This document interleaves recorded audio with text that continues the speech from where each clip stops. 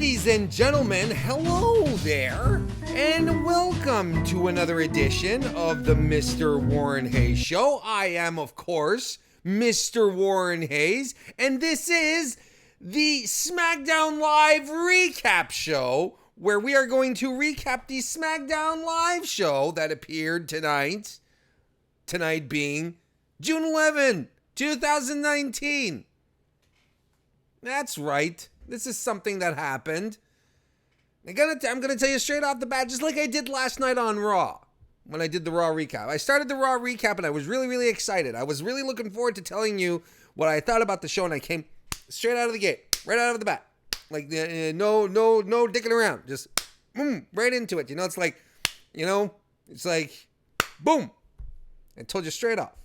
Look, I liked Raw. That's what I said, right? That's what I did. That's what... spoilered maybe the rest of the show. I'm going to do it again tonight, folks. SmackDown Live tonight. Didn't care for it. Now, that's something that doesn't happen very often in the history of things, where I end up not enjoying SmackDown Live versus enjoying Raw. That's a bit of a weird one. But we're going to get into that. We're going to talk about it. We're going to discuss why I feel the way I feel. It's very important to be in touch with your feelings, ladies and gentlemen. It's very important to be able to express them clearly without fear of reprisal or judgment from other people. And if there is one place that you can be damn sure that you will never that you will always be safe from judgment or reprisal, it is the live chat that happens every night when I record here on youtube.com/MrWarrenHayes. I have a fantastic live chat every night, every time I record here. Whether it's the SmackDown post show, whether it's the Raw post show, I have a bunch of absolutely remarkable, fantastic people who jump in and come here to talk about wrestling in all its shapes and forms, such as Kristen Ashley. Hello, Kristen. How are you? We also have Blaine Mendoza, the world's most handsome mod. We have Tim Traver, who's here with us. Brian Payne is here. Anthony from Smart to Death as well.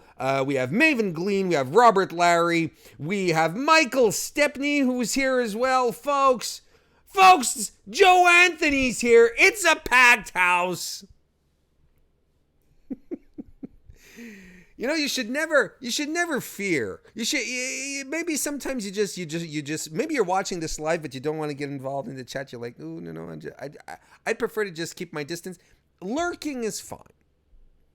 I understand not everyone is an extrovert.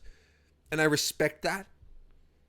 But I think the chat that we have here at the Mr. Warren Hayes Show is a great way for you to blossom, to come in and become and open yourself up to the world. I don't know where I'm going with this. You do what you want, but if you do pop in live, do consider just coming and saying hello in the chat. That's always appreciated. And you know what else is appreciated? A thumbs up on this video if you're watching it. That's fantastic. You just go to the YouTube thing and you do press the thumbs up icon, and that's really cool. That really does help out the show quite a bit. When I can see it in my results when there are lots of thumbs up, I can. The shows perform better. It's nature. That's just it's evolution. It's just nature, boys and girls. That's how it works. So even if you're not watching live, you can still give it a thumbs up. And thank you for if you are watching this on your own time, I appreciate it. Maybe you're even listening to this because the Mr. Warren Hayes Show is available on all podcast applications. Just look for Mr. Warren Hayes and it's right there. Apple Podcasts, Google Podcasts, Stitcher, Spotify, Podbean, Podcoin, Himalaya, Castbox, Stitcher. Did I say Stitcher? I think I did. It's all there. It's all there. Even some that I've never heard about. What is, see, I don't even remember. I was going to ask the question. I don't even, there's some, they just slipped my mind because I don't know what they are. But thank you very much for being here. Of course, this is, I'm very close to wrapping up my week of podcasting. Tomorrow evening, I have my 205 Live NXT recap show over on FightfulSelect.com, premium service, Fightful.com. That fantastic, clean, well-maintained, perfectly groomed Combat News Sports website that you can get all your wrestling news at as well. If you want to, you can even go to FightfulWrestling.com, and it'll take out all the noise out of that MMA nonsense, out of all that boxing bullshit, and then you can just focus on the fake sports, on the phony sports like wrestling. That's what we're here for. We don't want people beating themselves up for real. Nah. We want perfectly choreographed athleticism. That's what we're looking for. So go check that out. Fightful Select is the premium service. You get extra content on top of the exclusives and news and so on and so forth that you get over on Fightful. You get my 205 Live NXT UK recap show. Look, I even have a nice graphic. It's right there. You see it? It's right there. MrWarrenHayes reviews. That's my Fightful tag. I also do retro reviews with Sean Ross Sapp. We did the first Nitro recently. Lots of fun. There's also, and Sean also does a weekly podcast called the Fightful Report, where he talks about news and backstage stuff. You have Steven Jensen, who does the Weekender. The Weekender podcast covers non-WWE programming. And there's Q&A sessions. There's dark match commentaries. There's all sorts of good stuff. Go check it out. Fightful Select. And I do my stuff at 10 p.m. Eastern live, but for Fightful Select members only. You're missing out if you're not there. So that's what's left for me to do this week. We'll be walking, and of course, don't forget to visit belltobells.com for all your women's wrestling. That's it, women's wrestling. I don't know why I felt like I said it wrong. Women's wrestling coverage. Bell to Bells, fantastic website. Kristen Ashley, part owner, but all editor-in-chief of the site. And she's assembled a great team of fantastic people. Again, I'm teasing you. I'm just giving you some little snippets, some little tidbits, tossing you some crumbs. But the audiovisual club, the AV club of Bell to Bells, it's on its way. We've got some cool stuff.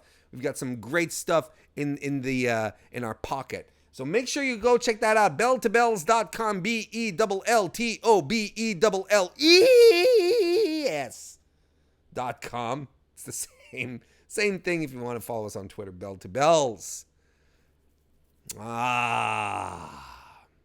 Should we get to it then? Should we start talking about Raw? Not Raw. I wish we were talking about Raw again. Because, holy shit. This was, yeah. Let me take a sip here. How's everybody doing?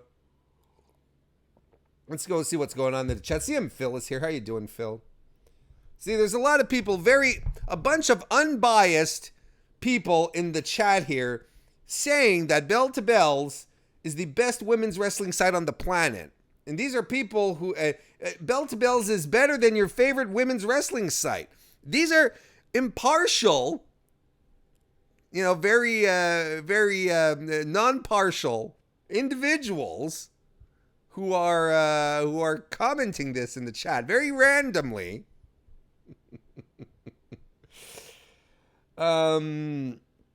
So yeah. Yes. Let's just go ahead. Talk about SmackDown tonight. I'm going to start by talking about The Miz, who is a wild card.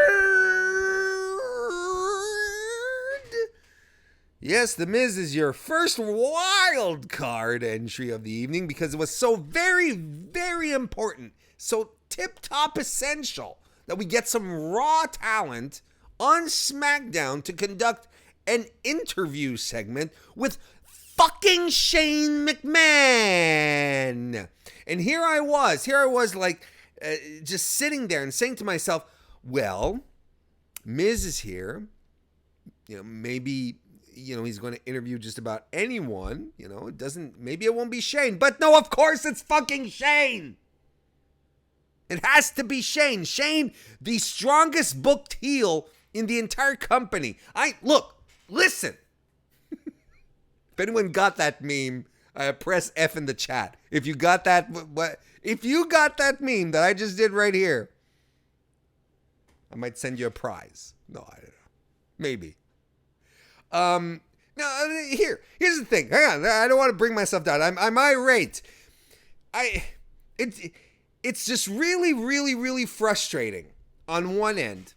And it gets even more compounded when the segments aren't good, and they're never good, and they just keep getting worse. When you realize that, technically speaking, the role that Shane McMahon has on both shows is currently could be given to any member of the roster. Any single one. And whether it be Rusev, whether it be Alexa Bliss, they could be giving it to anyone. They could be giving it to Elias. They could be giving it to Drew.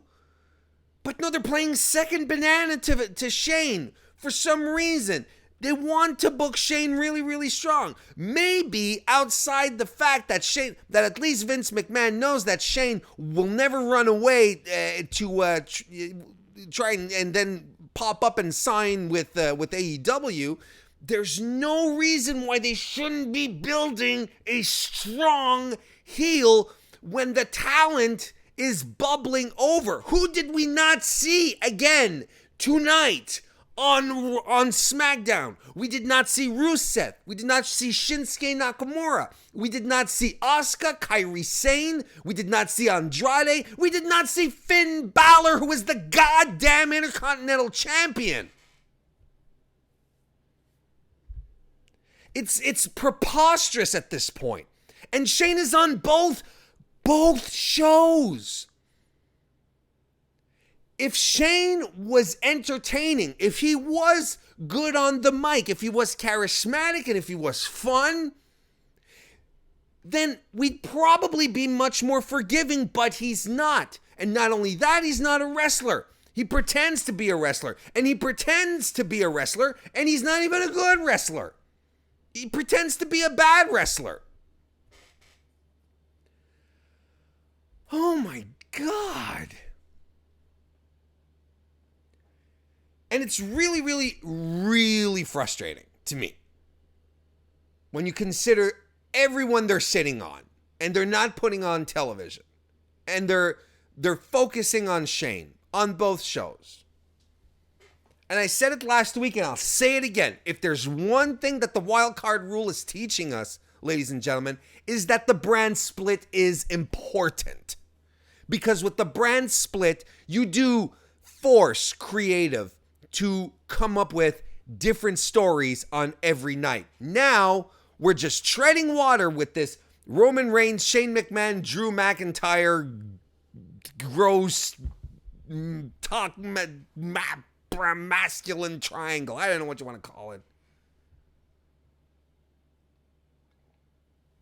Michael Stepney, look. Thank you, Michael. Michael Stepney in the chat. He points out, no Randy Orton either. No Mustafa Ali. But we must get 2 15-minute segments of Shane McMahon per show. That is critical.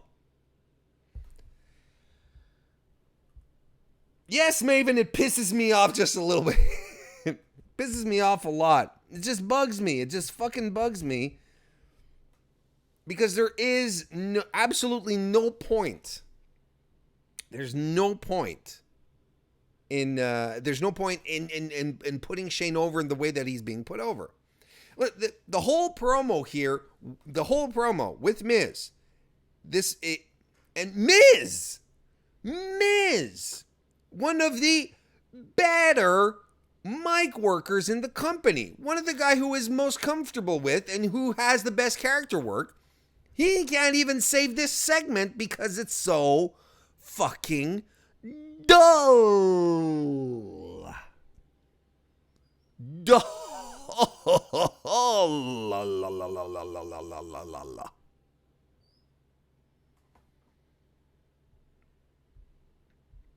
It's all dull. From the moment Shane comes in and has Greg Hamilton do his intro again, to Elias playing guitar, and what a shame.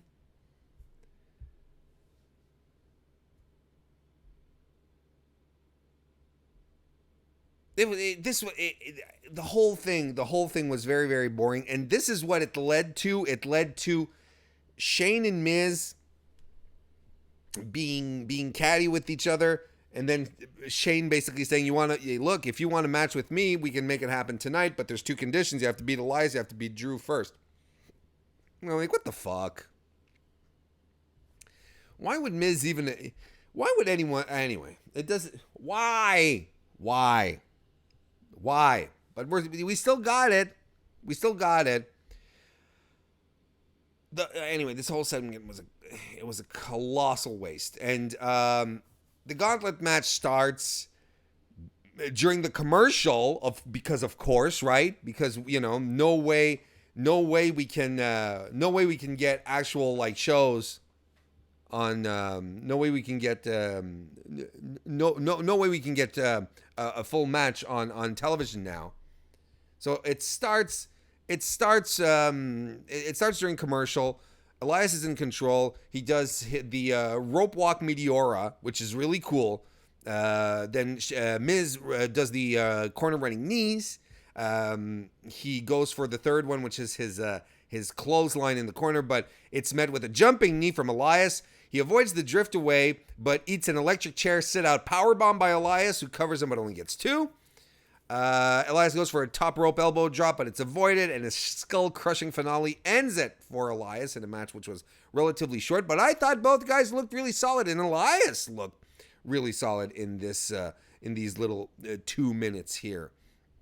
That was a fun time. So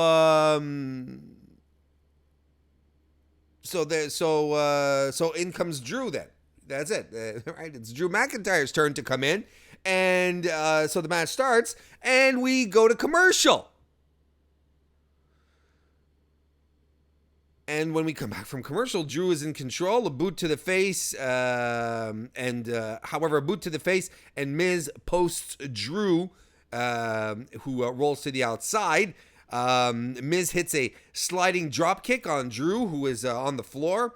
Drew gets back into the ring. Miz botches a springboard though, but Drew covers for him and eats a DDT. Shane distracts and eats a Drew headbutt then, but it's followed by a Claymore, and that's that. But then Shane comes in and says, well, you know what? Even though you didn't beat Drew, I'll give you your match anyway, you son of a bitch, or something like that. And then Shane rings for the bell, but Miz lights up. He starts going for it, starts fighting back, but Shane gets the upper hand because of course, Miz is completely exhausted from those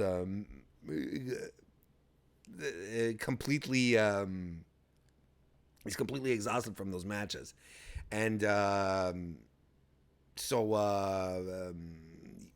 Shane ends up putting him in the triangle for the win, and he taps.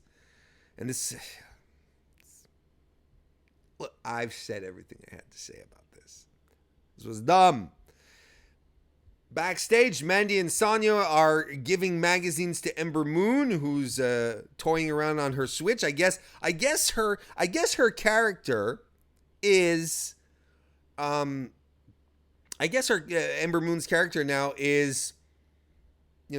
emo goth, who reads books and plays video games, the solitary introvert who gets bullied by the pretty girls. I don't know. But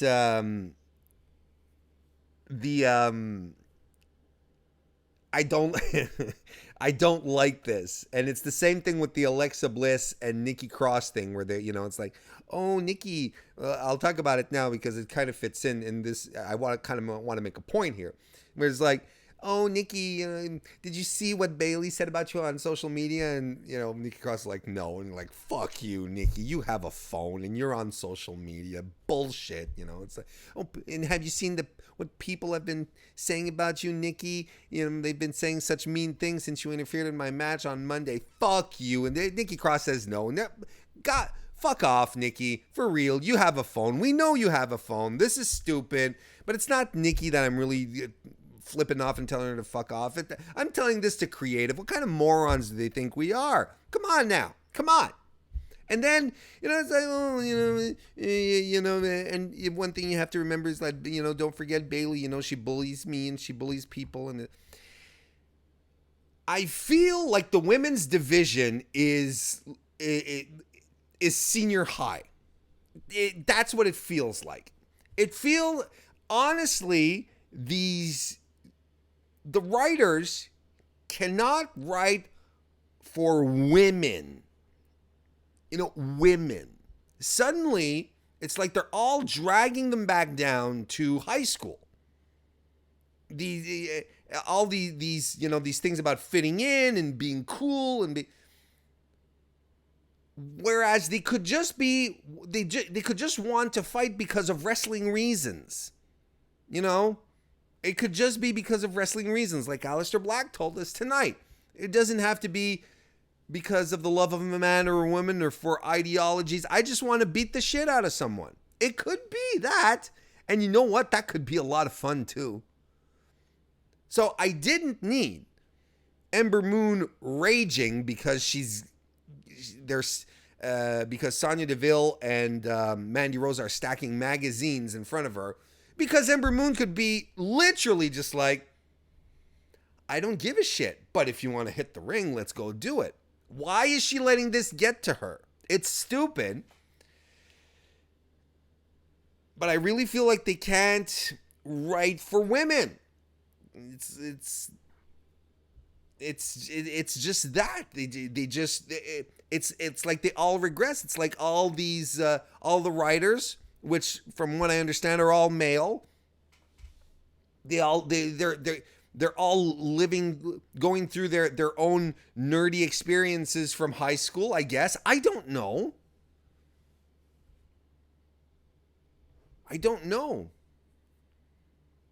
The best way to get stuff written for women that feels like that makes the women look like women or act like women, I should say, is to get women writing for them.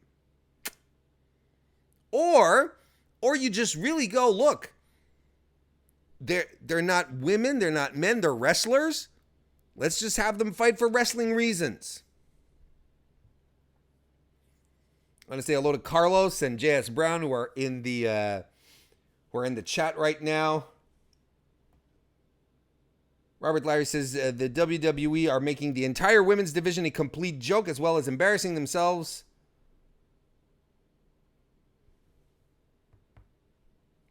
And Kristen says that she would love to see what kind of stuff I would write for the women's division.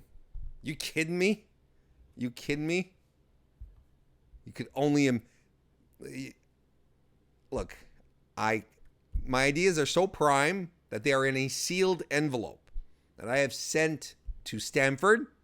I've sent two envelopes. I have two envelopes actually. I have one copy here sealed and another copy that I sent over to Stanford so that they could hire me. So look, these are all my ideas. So if they open the envelope and they read my ideas and they use them on TV, well, I have a sealed envelope on my end that has proof that those are my ideas. So I'll be able to sue them for all sorts of monies. No, I didn't do that. I won't do that either.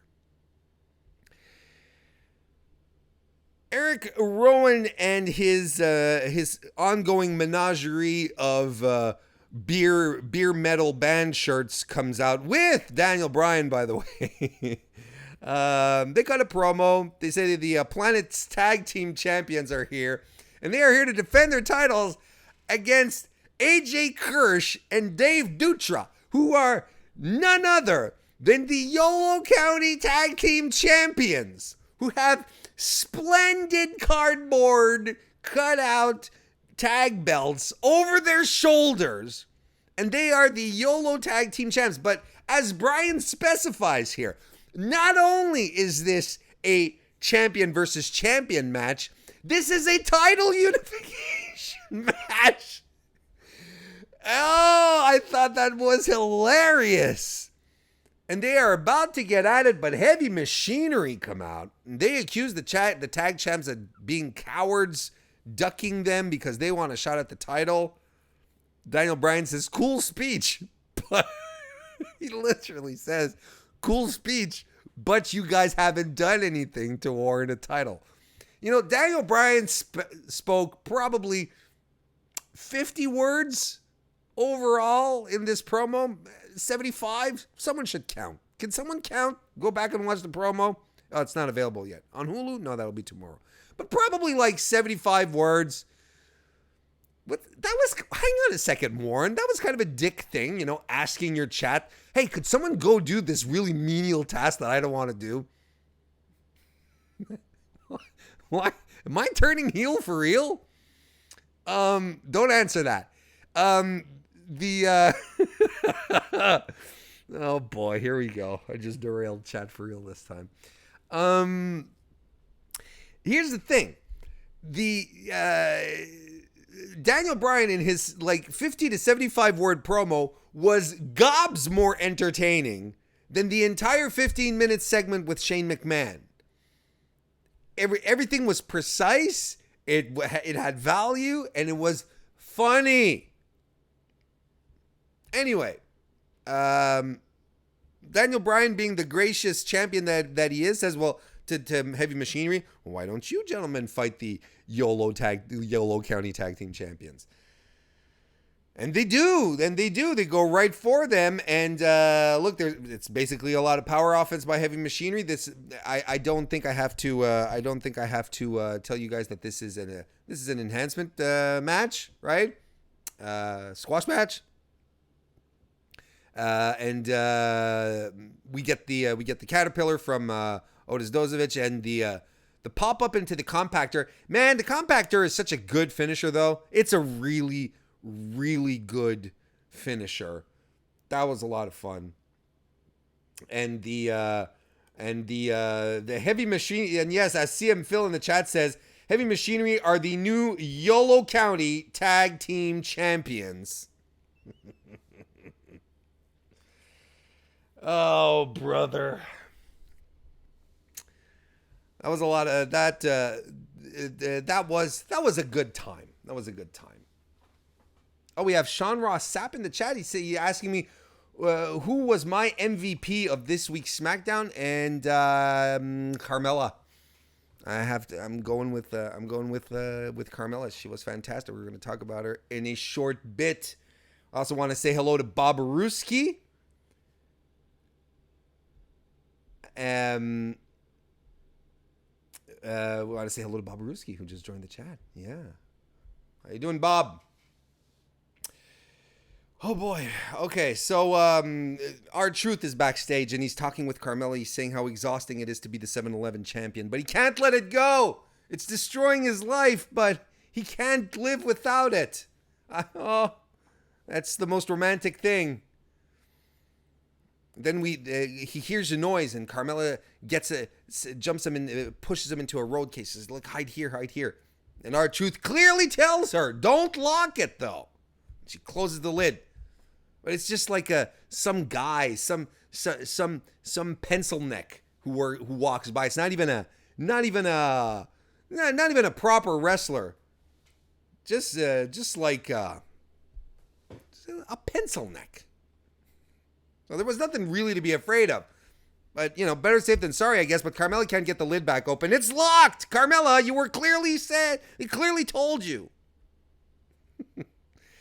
So, but then she gets there's a stagehand that comes to her and says, Carmella, your match is coming up next. So she said, tells Truth, hang tight, buddy, I'll be back. The Truth is in there, and he is he's panicking. He feels like he's running out of breath, but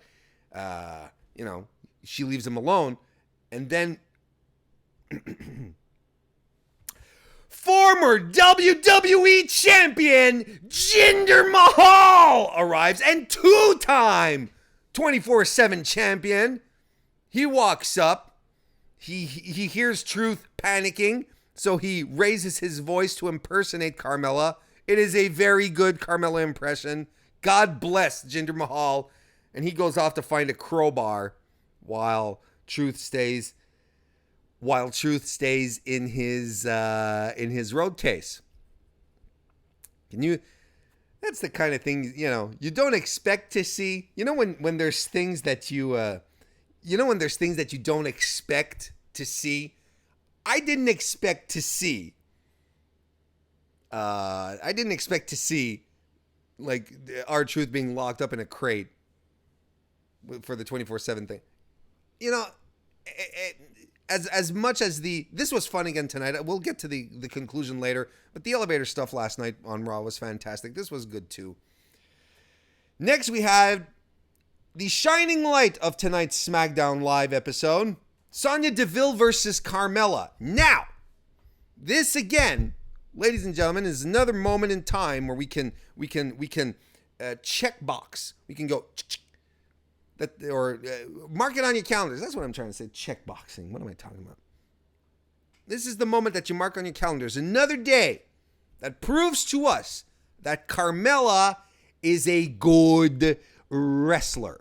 This is another moment where I sit around and I slap my forehead like this, but without the hat, wondering why they didn't leave her properly wrestle while she was WWE champion and did all those shenanigans, because she's good.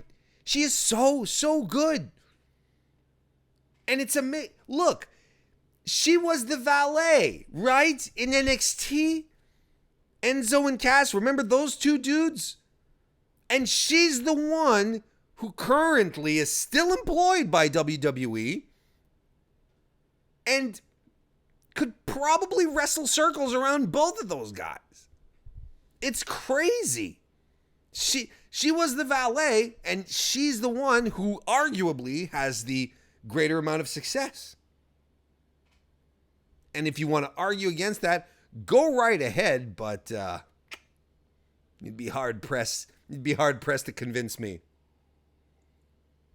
Mandy Rose is at ringside with Sonya. Mandy hangs around ringside for now. There's a head scissors early on by Carmella. She goes for a Thez press on Sonya, but then Sonya starts with those knees. Oh my God! Nice, strong, precise. Holy shit! Like I'm going off on Carmella here, but we all know. See, the thing is that we know Sonya Deville is a very good wrestler. We know she can go. She has the training. She has the MMA background. She's fantastic. We fawn over Carmella when she puts on great matches because for such a long time people shat on her, and a lot of people still shit on her because of her alleged incapacity to be a real wrestler. So when she does pull out great shit, then we're all like, woo, see, we told you so. But Sonya here tonight, oh my God, that was good. There's some grappling that follows. Sonya Deville gets Carmella in some body scissors, and she drags Mella back into a choke, and Carmella like breaks out of it very, very, very, very MMA style, just like pulling across and flipping around and laying in some strikes. But Sonya brings an end to that with one hell of a sliding knee. She covers Carmella, but of course she kicks out.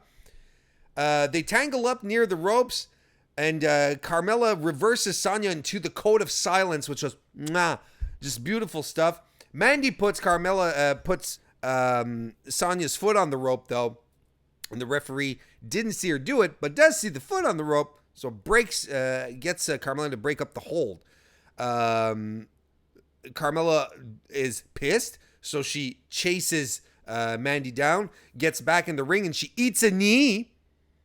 But she tosses Sonya to the outside, and she goes and lands a beautiful suicide dive on both Fire and Desire on the floor.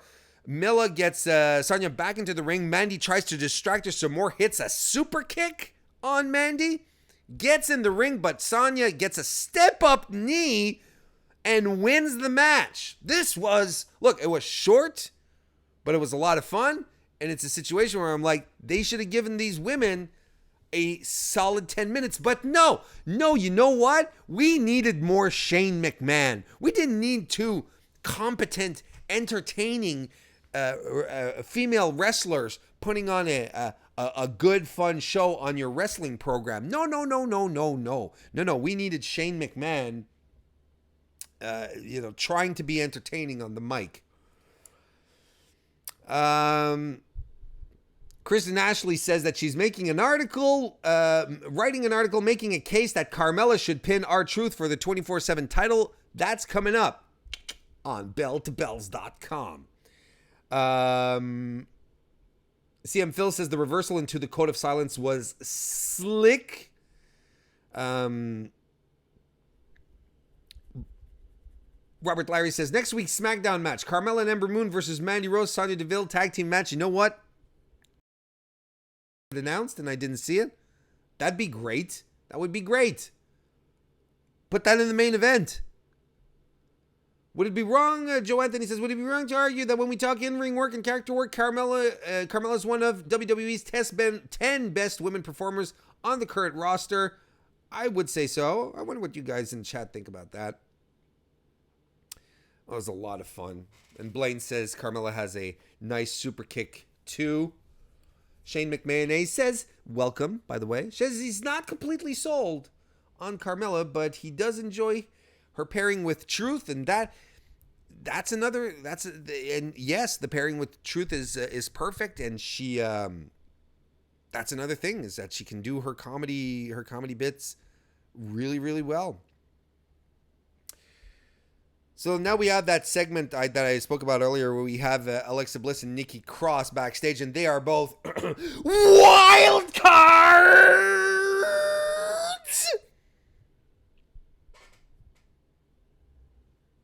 Oh, I already talked about this, so I won't expend any more energy on that.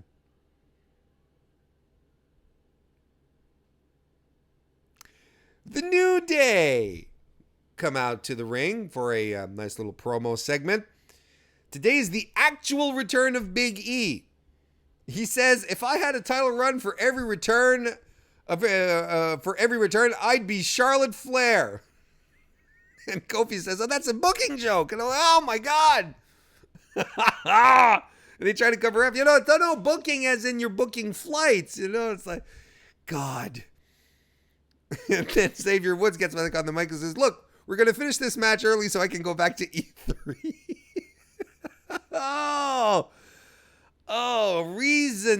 Reason number 147 to never break up the New Day was this promo again tonight. God damn. That was so good.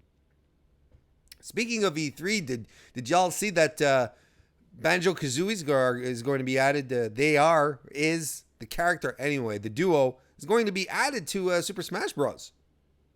I think it's a big deal. It's Rare, the developers of Banjo-Kazooie on the Nintendo 64, right? They're now owned by Microsoft, so I think it's kind of a big deal. I'm pretty happy about that. I hope they're fun to play.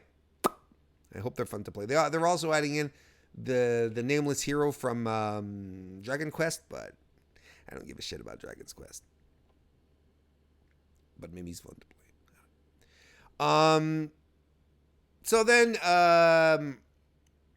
then Xavier Woods and Kofi remind us that, what happened last time that Kofi fought Sami Zayn? I beat him. What happened last time when he beat Kevin Owens? I beat him. What happened last time he fought Dolph Ziggler? I beat that boy, is what he says.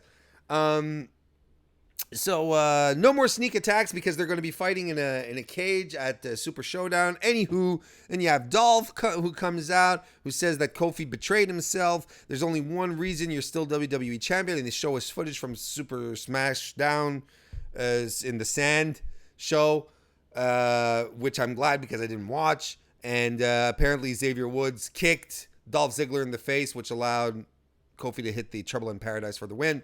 And he says, you can't win. You can't beat me without your boys, Kofi. And then out comes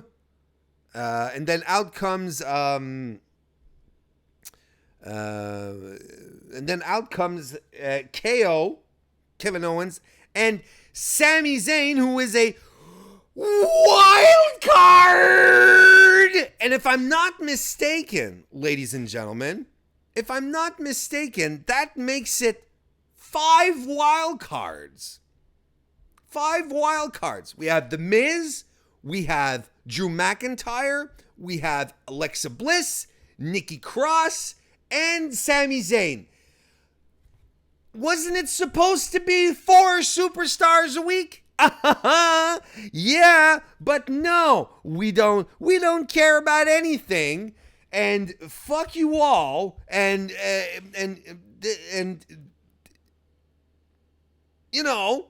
WWE. This is so stupid, and it just goes right back into what I was saying at first. Why are you bringing in more people from Raw when you have people on SmackDown you're not even using? God damn it.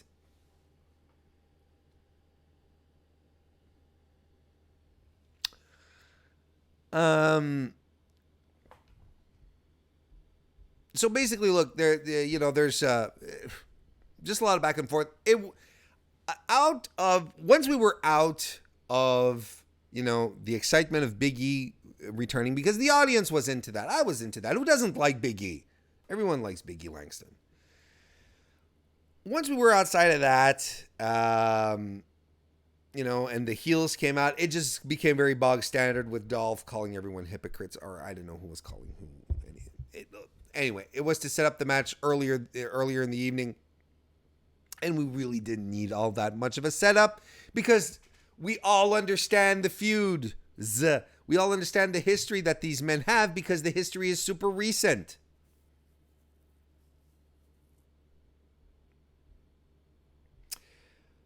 And Blaine, yes, Blaine in the chat does mention, and Tom Phillips on commentary did mention later on in the program that Shane had an oversight this week, and he had 5 men come over there.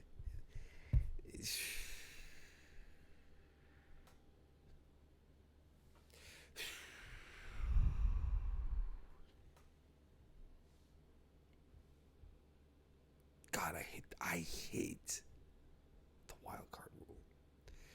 And you see here's the thing. Thank goodness we brought someone else in from Raw because thankfully, because of that, we were able to see Aleister Black cut another promo instead of fighting. Because obviously we much prefer to have him cut promos than have him in the ring fighting. He said it himself. I don't care.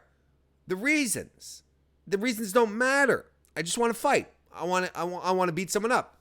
Well, give it to me, God damn it.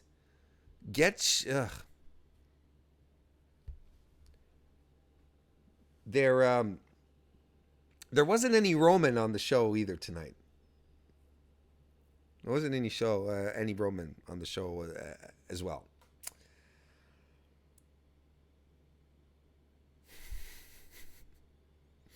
Next match we have is Bayley versus Nikki Cross. Wasn't a bad match. It was okay. It was fine.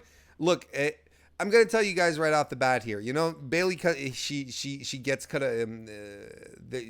a promo on her way to her match where she says, it's like, oh, what do you feel about Nikki Cross? And she says, well, if Nikki Cross wants to interfere, get between me and Alexa, so on and so forth. Bayley has history with Alexa, and she knows how petty Alexa can get, right? She knows exactly what to do. to get under people's skin. So if Bayley was anything really close to a real babyface, she would go over to Nikki Cross and would tell her, look, pick up your phone and just look for yourself. Did I leave any hateful comments? Did I like any hateful tweets? No. Alexa's done this to me before, so, you're in trouble. But no, Bayley is more like, fuck her. I guess this is a new Bayley. Both women start off trading strikes with each other, and man, Bayley is laying them in. She is laying them in, but so is Nikki. That's fine. They're both going strong style here. Bayley drop kicks Nikki to the floor. She does her drop kick under the turnbuckle, and I think the camera angle saved it from looking terrible again. Please, Bayley, please, pretty please, stop doing it. It's not even that cool. Just stop doing it, and because you mess it up most of the time, and even when it works, it doesn't look cool. So stop. Okay, thanks. She tries to do it again, but Nikki Cross counters and wraps the ring skirt around Bayley and then starts clubbing her down. They trade some moves back in the ring. Bayley hits a rolling body splash, covers Cross, but only gets 2. Belly to back suplex on Nikki Cross. Alexa then distracts a bit, and Nikki Cross rolls Bayley up, but again only gets 2. Nikki then eats a knee. Bayley goes up top, elbow drop. That's the win. Short match.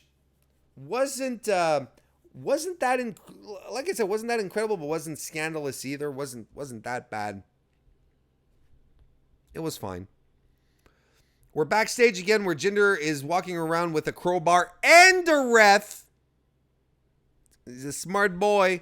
You don't hold the WWE title for 170 days and not understand how things work. You have your crowbar in one hand and you drag a ref with the other. That's how the world works. That's how the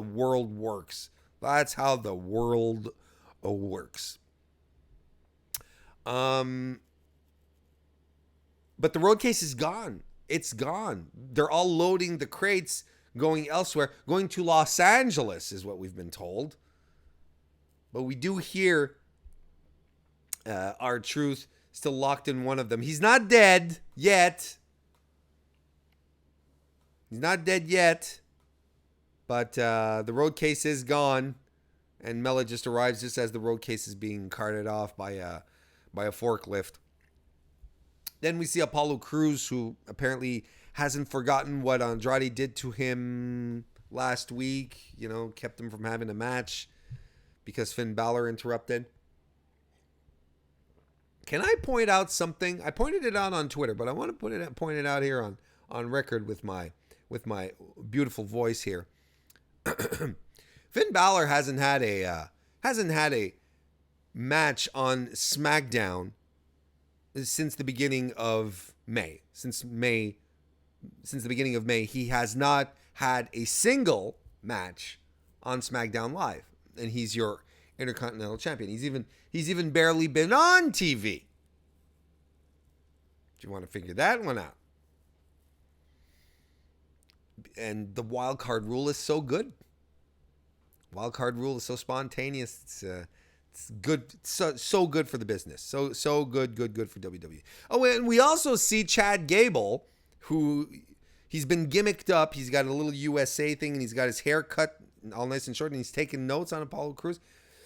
But here's the thing, and I saw this happening as I was setting up, checking out on Twitter, and a lot of folks in the chat were freaking out as the show was starting. Chad Gable wrestled on 205 Live, apparently in a barn burner against Jack Gallagher. Now, if you want to hear my full thoughts on 205 Live, of course you come to Fightful Select tomorrow, FightfulSelect.com, 10 p.m. Eastern for my live recap. Subscribe today. But I will slide this little tidbit in here. One of the big problems that they had since calling up Cedric and since calling up Buddy Murphy at the same time is it really did leave a void for for strong, dominant, and / dare I say charismatic characters or wrestlers on 205 Live. I love Tony Nese. I love Tony Nese. Been saying it all last year that this year would be his year. He won the Cruiserweight title. He is a fantastic worker. I don't buy into his babyface thing. I don't think he has the charisma to be like that next level champ that they're looking for 205 Live, someone to anchor the division around. I think Oney Lorcan might be part of that solution, but they need like a basic, strong, charismatic babyface type character, or even as a heel, it doesn't matter. Just someone who can really translate really easily with the crowd. And man, Chad Gable is that guy. And not only that, he's athletic as hell. Like, this is a guy who can go. And at first I was like, wait a minute. Hang on a second. Wait a second. Chad Gable is not, he's over 205. He's over 205 pounds. But I checked on Cage Match and apparently he's like at 202. So, okay. All right, so if or at least he's billed at 202. Look, this is a guy if they let him run in 205 Live, he can become a cornerstone there. He can legitimately be someone to anchor the division around. Then you have Oney Lorcan, who they're billing as the Fury of 205 Live, which I think is a fantastic continuation segue from Mustafa Ali being the heart of 205 Live. And Cedric Alexander the soul, right? Or was it the other? No, that was it. So, I mean, this is fantastic stuff. This is fantastic stuff. If Chad hangs out there, I think it's going to do wonders for the division. And everyone's been telling me, I saw you guys in the chat talking about it, that the crowd was going nuts for 205 Live tonight. That's the kind of stuff I love to hear. Can't wait to watch it. It's always a good time watching 205 Live. Cannot wait to watch it. If you want to hear me talk about it some more, you know what to do at this point. Subscribe to Fightful Select, or you could subscribe to 205 Live, but I don't think you can. It doesn't work like that. New Day versus Dolph, Kevin, and Sammy. This was fine.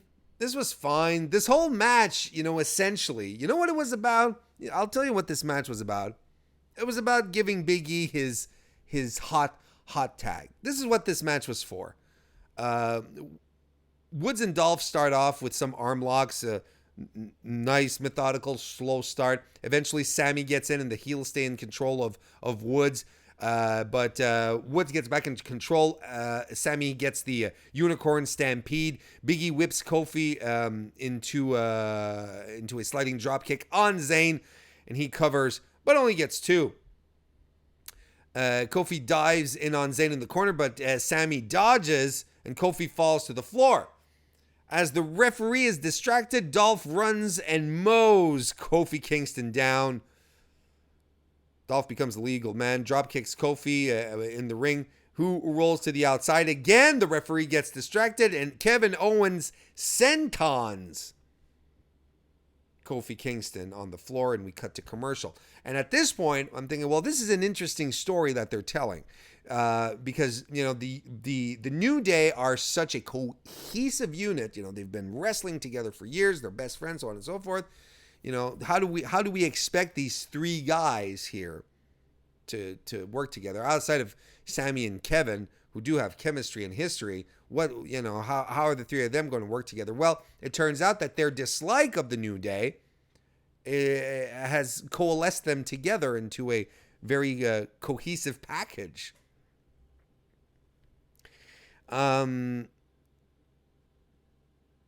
So back from commercial, Owens is in control of Kofi, but he gets to Woods for the hot tag. Rolling forearm by Woods knocks Sammy down. He rolls to the outside, does a diving drop kick on both Woods and Dolph. He goes up top. Ref is distracted, and Dolph crotches Woods on the top turnbuckle. Owens goes to work on Woods, and there's a USA chant that begins in the audience, and Kevin sort of goes. He sort of goes like this. He says, "Oh, you want USA? You want USA?" And he tags Dolph in. He says, "There you go. There's your USA."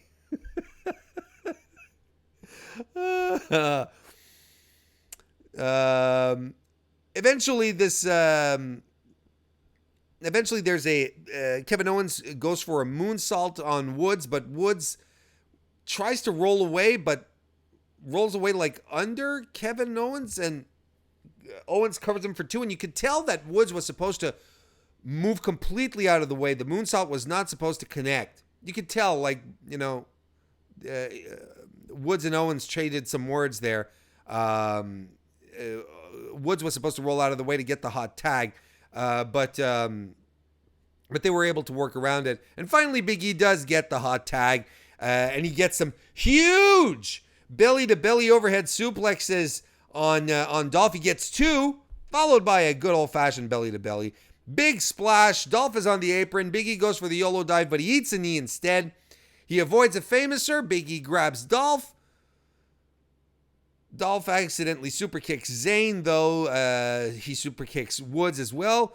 Kofi is in, though, hits a Trouble in Paradise on Dolph, and hits another one on Sami Zayn. Covers Sami Zayn for the victory. So the New Day